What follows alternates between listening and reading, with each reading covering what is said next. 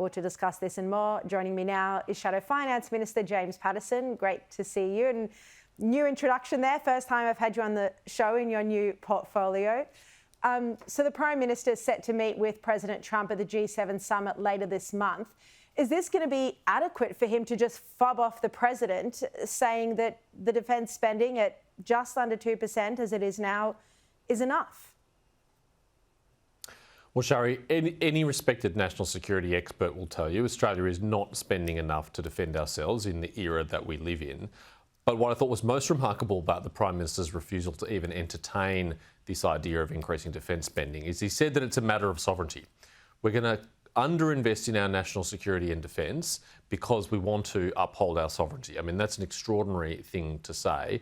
It's like refusing to eat your vegetables because your parents told you to. You know that it's good for you, you know you should do it, but because your parents told you to do it, you're going to refuse to do it. But the Prime Minister's coming across as really childish here, and in an uncertain strategic environment, we need grown-up leadership, and he needs to step up to the plate and deliver the defence spending that we all know we need. What level do you think it should be? Well, we took a commitment at the last election to get to 2.5% of GDP within 5 years and to get to 3% of GDP within 10 years. I'm very proud of that commitment that we took, which required a lot of heavy lifting and a lot of hard work. But it took seriously the advice of people like Kim Beazley, Sir Angus Houston, Mike Pizzullo, the Australian Strategic Policy Institute, and many of our other most eminent defence experts who tell us that because of China's rapid acquisition of military capability, we are living in an extremely precarious time that could turn south very quickly, and that right now we don't have the military capability to prevent that conflict from happening through deterrence, let alone respond to it should it happen. So really, the Prime Minister must move more quickly. He must address this, and we would provide bipartisan support for him to do so. Yeah, good point. The Coalition was in a mess this week over its position on the super tax. The Shadow Treasurer, Ted O'Brien, came out on Monday in favour of doing a deal with Labor. He was even on my program. He then changed his position today. James, are you now worried? And, you know, we all agree that the Coalition shouldn't be supporting higher taxes.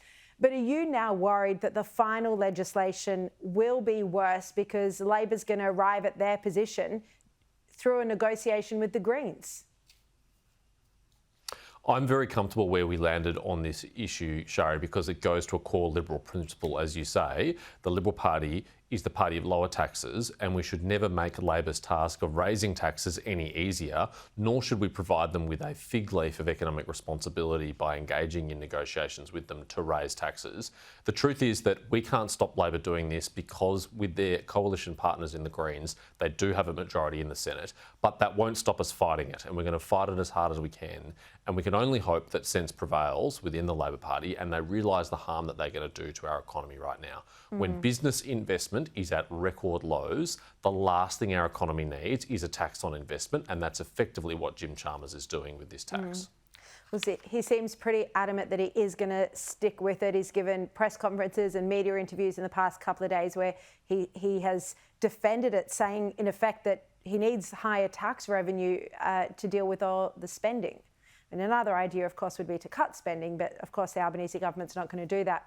I want to turn to this story that's just broken this evening. News.com.au's political editor Samantha Maiden has been disinvited by a Sydney University student-run newspaper, Ani Soir, to speak at a student conference. Now, Ani Soir wrote to her after initially inviting her, begging her to come. They then wrote to her and said, "We've received community concerns about your political coverage and reporting on the Palestinian genocide.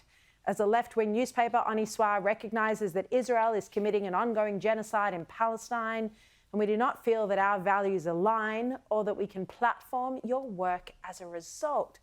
Now, James, Sam Maiden, as far as I'm aware, and I read most of her stories, she hasn't written anything about this issue at all. But that's beside the point. I mean, this is serious discrimination, isn't it? Because if they won't have Sam Maiden speak, they'd never have a Jew speak. Shari, you're right. It's absolutely bizarre that she's been deplatformed for something that she herself has no memory of having written about. But as you say, it doesn't matter, even if she'd been a prolific writer on Israel-Palestine issues, and even if she'd taken a stance that the paper disagreed with. One of the tests of journalism is being able to engage with ideas that you disagree with. And one of the things you would hope would be happening on university campuses of all places is engagement with ideas that you disagree with, some that you might even find offensive or troubling, or that you disagree with profoundly. But of course, we know that in the modern school of journalism and on modern university campuses, that is increasingly rare. And what I want to do is actually pay tribute to David Marr here, who has himself decided to withdraw from the conference because of their decision to deplatform Sam Maiden. Now, David Marr is a man of the left, but he's from a generation of people on the left when they did support freedom of speech, and who understands how critical and important that is to journalism. And so I think he's demonstrated himself to be a person of principle. It deserves to be, praised here.